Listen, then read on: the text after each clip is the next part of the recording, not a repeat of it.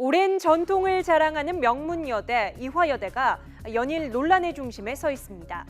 지난 7월 평생교육 단과대학 설립을 놓고 학생들과 학교 측이 갈등을 빚더니 이번에는 비선 실세 의혹을 받고 있는 최순실 씨 딸 특혜 의혹까지 불거졌는데요. 바람잘 날 없는 이화여대의 최근 상황 어떤지 살펴보겠습니다. 두 차례 이딴 논란에 책임을 지라며 학생과 교수 측은 한 목소리로 최경희 총장의 사퇴를 요구하고 있습니다. 급기야 개교한 지 130년 만에 처음으로 교수들이 총장의 해임을 촉구하는 집단 행동에 나서기로 했는데요. 교수협의회 측은 수요일인 모레 본관 앞에서 첫 집회를 열고 1인 릴레이 시위도 이어갈 예정입니다.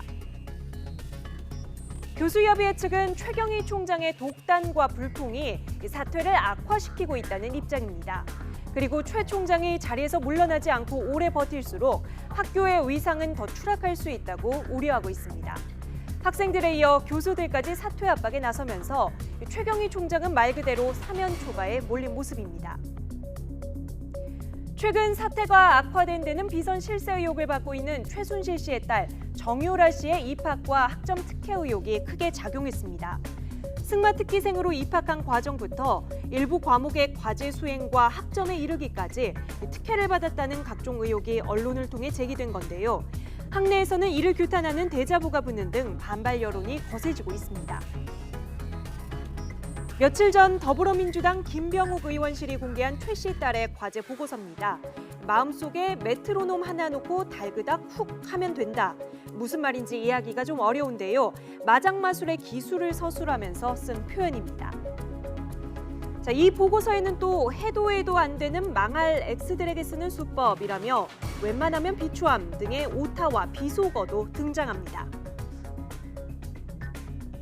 패션쇼의 작품을 내서 참가를 해야 되는데 이제 참여를 하지 않았고 단지 참관을 했다. 그래서 그 참관을 한 거를 바탕으로 해서 패스를 줬다라고 하는 것이 이 교수님의 말씀이라고 나와 있는데요.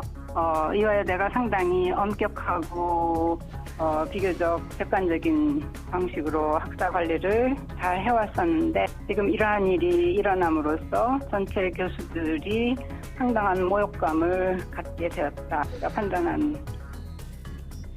하지만 학교 측은 어떤 특혜도 제공한 바 없다며 의혹을 전면 부인하고 있습니다. 이화여대 학내 갈등은 앞서 지난 7월 평생교육 단과대학인 미래라이프대학 설립을 놓고 전면에 부각됐습니다. 고졸 직장인을 대상으로 한 단과대학 설립을 놓고 학생들이 학교 본관을 점거하며 농성을 벌였는데요. 이 과정에서 경찰 병력이 투입돼 몸싸움까지 일어나면서 과잉진압 논란도 일었습니다.